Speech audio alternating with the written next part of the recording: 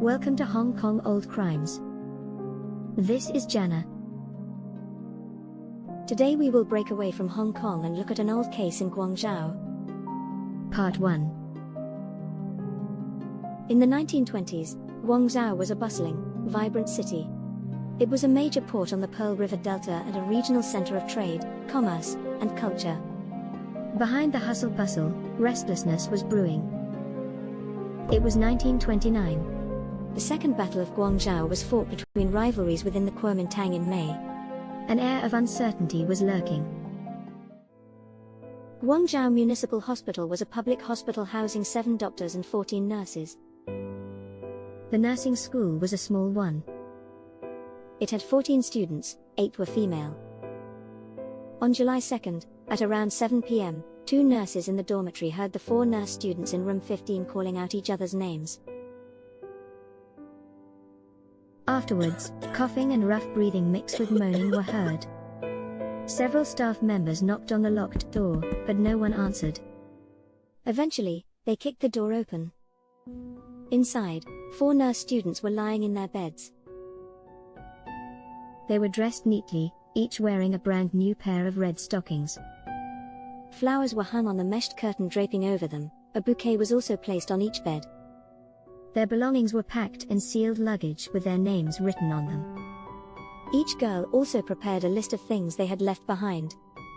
A white cloth was tied around their mouth to prevent the poison from being spat. The fresh floral smell in the room formed a contrast with their poisoned bodies. Their faces, nails, teeth, and limbs started turning blue and black. The 4 girls were second-year nursing students. Zhou, 21. Shen, 22. Luo, 19. And Shi, 17. We would call them Julian, Shannon, Laura, and Sandy for easy recall. The staff immediately called the emergency doctor.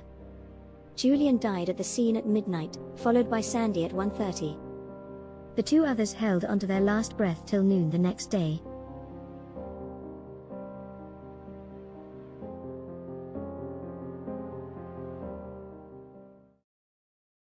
Part 2. It was exam season, but the 4 girls didn't seem nervous. Julian and Sandy borrowed $4 from the hospital and bought lychees and deep-fried puffs. Not long after, the 4 went out together and bought more lychee and 4 pairs of red stockings before returning to the dorm for shower. At 10 p.m., when everyone was getting ready for bed, someone saw one of the girls bring a can of paste into the room. The rest were seen busy writing. It was estimated at around 10:30 these girls ingested the poison. According to the autopsy report, the 4 died of kidney poisoning after taking a large dose of morphine. They left a 2-page suicide note on the table. Here are the main contents. I become a nurse for the joy of helping others, but reality Father wants me to seems get different. married, but I want to stay single for life. I don't want to be with the opposite sex. I haven't been that smart all my life. I have nothing to contribute. The world will have one less stupid The person pain of after I death die. is unbearable, but the days are long. I am born at the wrong time. I won't have a good ending anyways, so I may as well end my life now.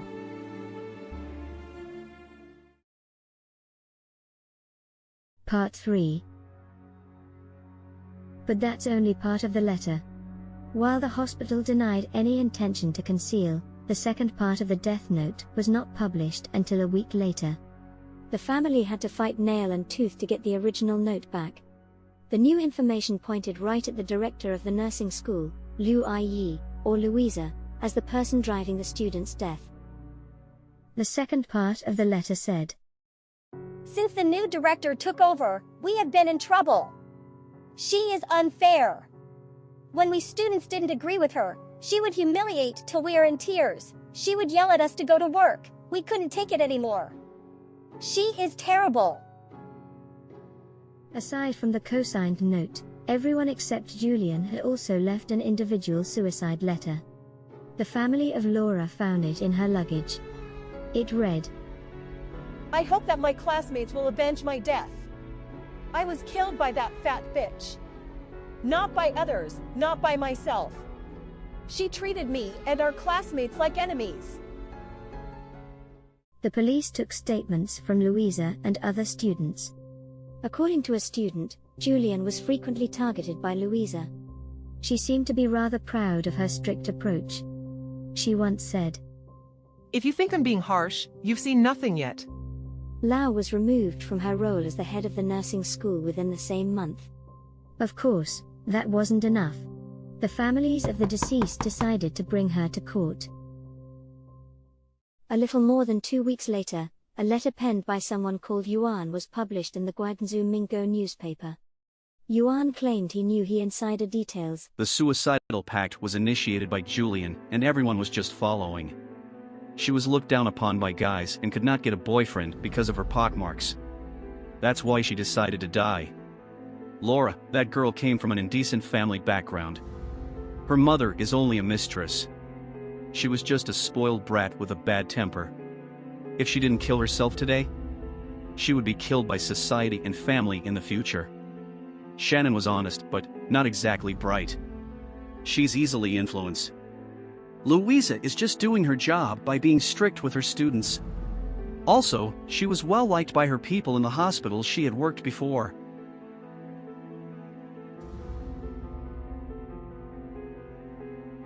So who the fuck is Yuan?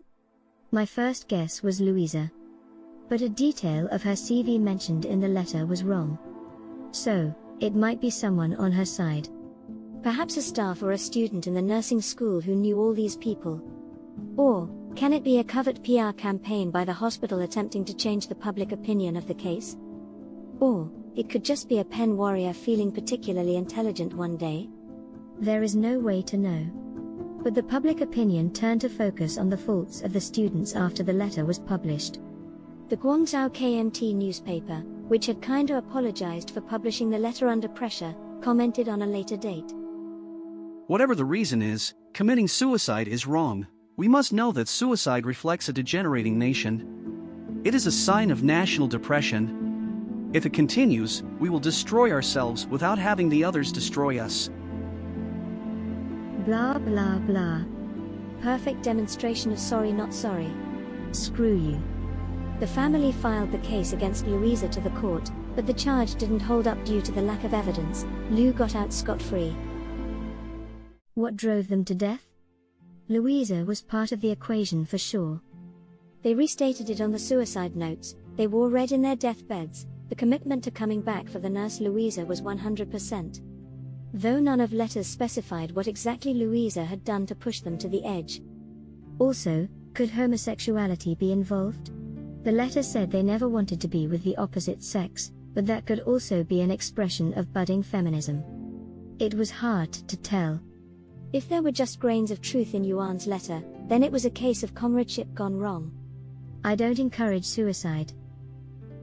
But I also acknowledge sometimes it takes more courage to go on than to quit. This is the end of today's story. See you next time.